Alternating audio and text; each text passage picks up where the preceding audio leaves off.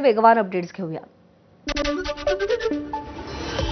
धर्मांतरावरती सरसंघचालक मोहन भागवत यांनी चिंता व्यक्त केली आहे। जबरदस्तीनं होणारं धर्मांतर चिंतेचा विषय असल्याचं ते म्हणाले।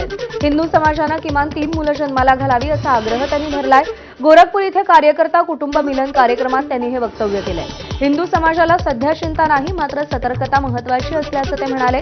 जबरदस्तीनं धर्मांतर करणाऱ्यांना स्वधर्मात परत आणण्याची मोहीम वेगानं राबवण्याची गरज आहे असा सल्ला त्यांनी स्वयंसेवकांना दिलाय। उपमुख्यमंत्री अजित पवारांचा विमान अपघातानंतर तर्कवितर्क दावे प्रतिदाव्यांचं सत्र सुरू आहे। या सगळ्या प्रश्नांची लवकरच उकल होण्याची शक्यता आहे।